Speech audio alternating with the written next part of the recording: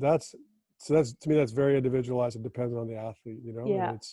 and some of them is, I feel like we try to get ahead of it a little bit as far as like, under, there's one of our athletes last year, she was new to us and she was, she was struggling with confidence early on. I think she was trying to decide if she'd be fit or not on the team. And she was struggling a little bit to learn our system and all that.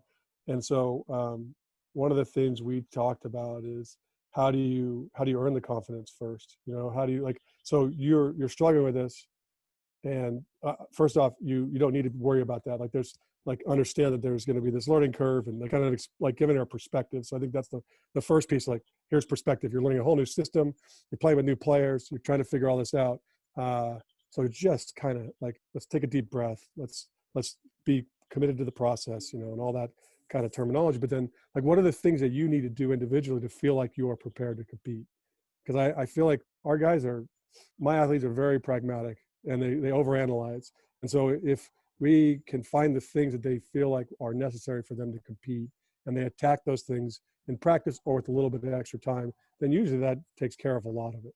But so for her, it was like just getting extra, she was a middle blocker and it was getting extra footwork reps and it was getting a few more slide reps and it was, you know, just working on this shot and then having a conversation before like, hey, look, this is what you're going to see. This is how this team looks like they're going to defend you, or this is how they defended you last time.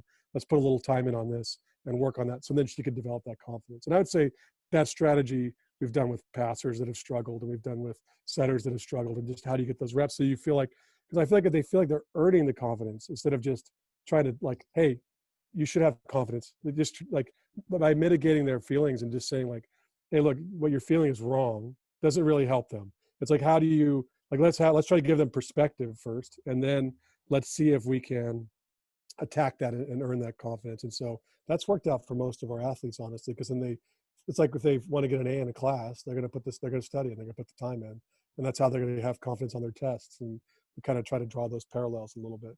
But I think the challenge for all of them is trying to find that perspective without just placating them or making them feel like you're just, I don't know, trying to manipulate them in some way. I think that's the balance is that perspective of like, hey, look, it's okay to make mistakes right now.